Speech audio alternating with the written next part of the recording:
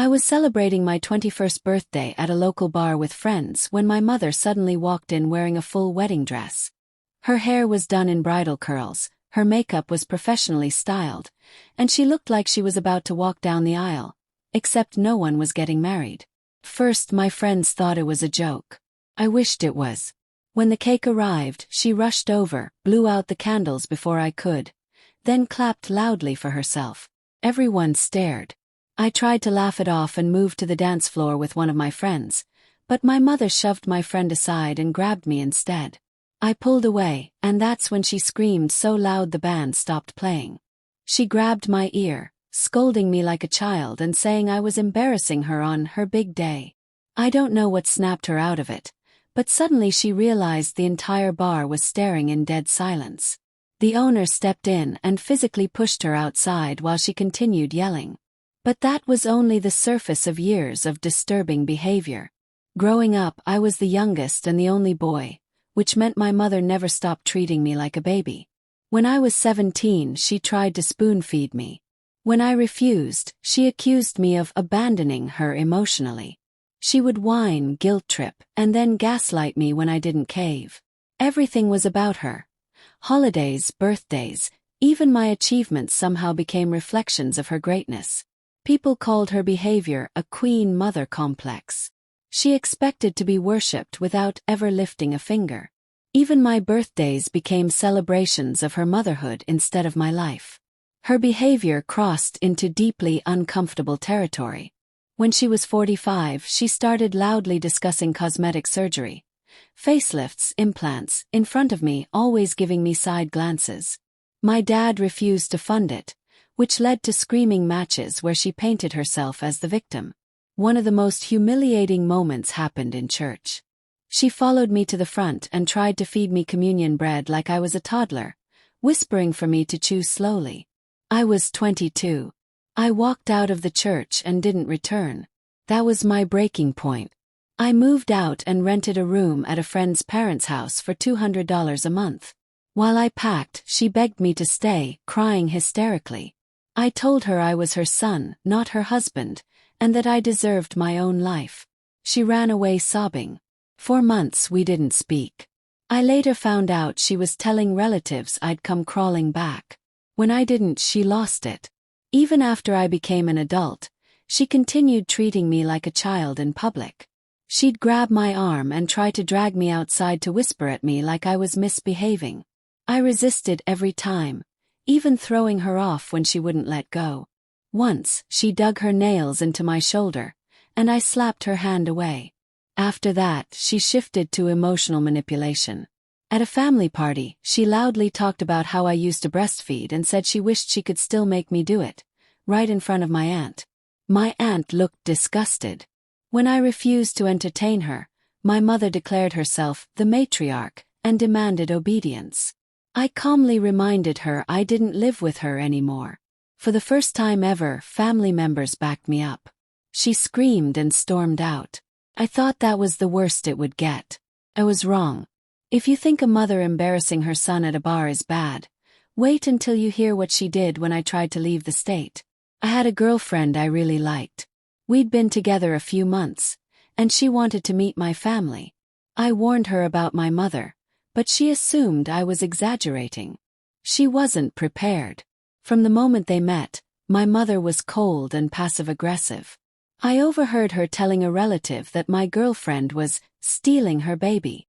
Later, while cutting a cake, she stared at my girlfriend while holding a large knife, not threatening directly, but unsettling enough to make her uncomfortable.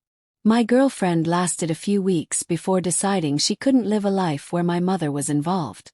I didn't blame her. That's when I told my mother I was moving over 1,000 miles away. She exploded. She grabbed onto me, saying she wouldn't allow it. I pushed her off and told her she had no power over my life.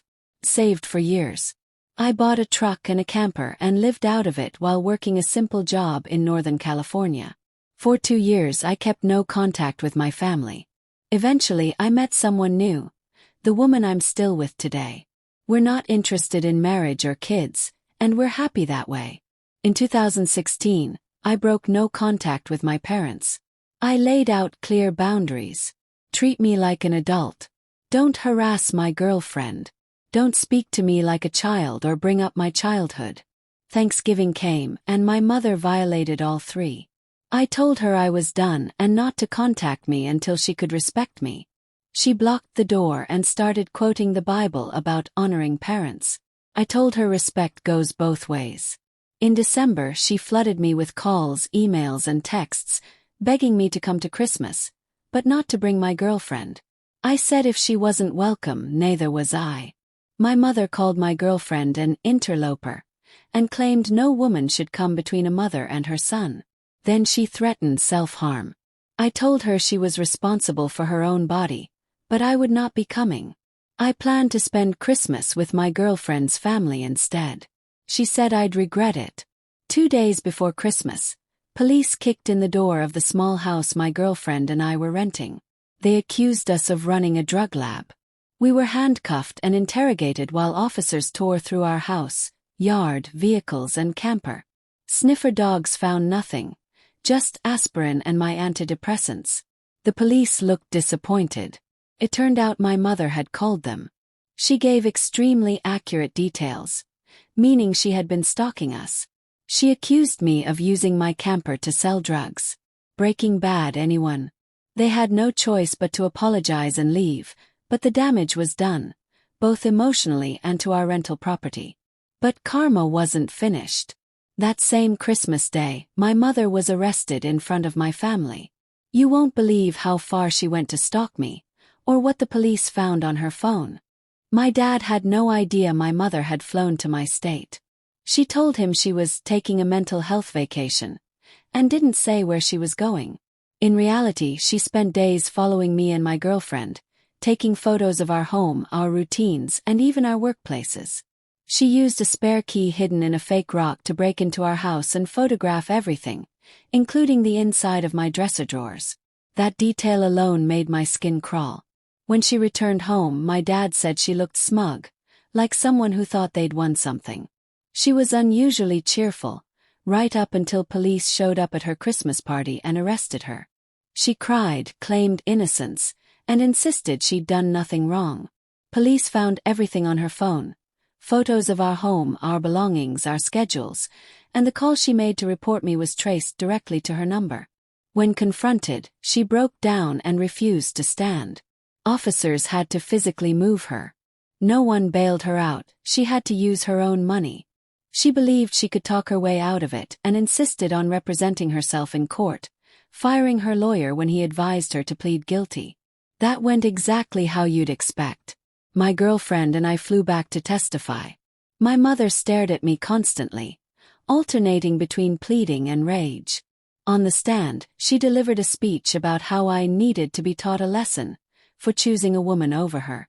She said she should have been the only woman I ever needed. The judge repeatedly told her to stop staring at me.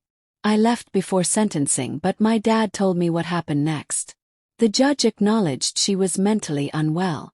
She exploded, screaming that she was completely sane. That only convinced him further. My dad stood up and said if she truly cared about me, she wouldn't have tried to turn her son into a substitute husband or frame him for crimes. That made her lose control. Guards had to separate them. The judge sentenced her to 2 years in prison. She threw a toddler-level tantrum, pounding her fists, crying and refusing to walk. Guards carried her out of the courtroom. My dad said the next 2 years without her were the most peaceful of his life. But prison wasn't the end. What happened after she was released destroyed her entire family. While my mother was in prison, my dad finally had clarity. He realized how toxic their marriage had been, not just for him but for everyone around her. He decided he would divorce her the moment she was released.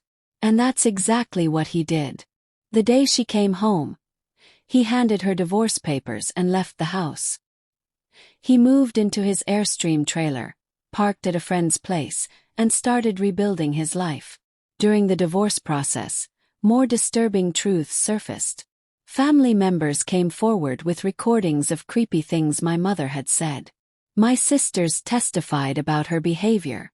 Then it came out that she had cheated on my father multiple times with different men, some of whom came forward with proof. The judge eventually refused to let her drag out the divorce any longer. My dad didn't want the house.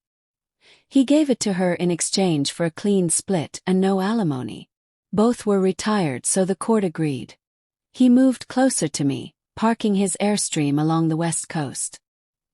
He told me he spends his evenings sipping tea and watching the waves, happier than he's ever been. My mother didn't handle the divorce well. She tried to manipulate, guilt, and intimidate, but it didn't work. Almost the entire family distanced themselves from her. She was left alone in the old family home. And that's where she still is. But she wasn't done trying to control me. Not even after prison, divorce, and total isolation. After everything she'd done, the stalking, the framing, the humiliation, my mother still tried to contact me. I called. She cried. She claimed she was in therapy. I told her she should have gone years ago. I told her she couldn't undo what she'd already done. She said she just wanted her son back. I told her this was the result of her own actions. She cried and hung up. I haven't spoken to her since. Meanwhile, my relationship with my dad has healed. He apologized for not protecting me sooner. He cried. He owned his mistakes. That meant everything to me. I reconnected with my siblings and extended family. They admitted they'd known something was wrong for years but didn't realize how bad it was. Many of them apologized. It felt like I finally had a real family, one that respected me. My life now is calm, peaceful, quiet. No screaming, no manipulation, no control. And that peace is priceless. But here's what I learned from surviving a psychopathic parent, and why I'd do it all again if I had to. Living with a parent who sees you as property instead of a person changes you. You learn to doubt yourself. You learn to minimize your pain. You learn to tolerate things no one should. For years I thought I was overreacting. I thought I was the problem. I thought family meant enduring abuse. Doesn't. Family means safety. Family means respect. Family means freedom. The moment I stopped trying to fix my mother was the moment I finally started healing myself. Cutting her off wasn't cruel. It was necessary. And while some people might say, "But she's your mother," I say, no one gets a lifetime pass to hurt you. Not even the person who gave birth to you. My life today isn't perfect, but it's mine. I make my own choices. I love who I love. I live where I want. I wake up without fear. That's freedom. And freedom is worth everything I lost to gain it. If you've ever felt trapped by a toxic parent, just know there is a way out. And it starts with choosing yourself.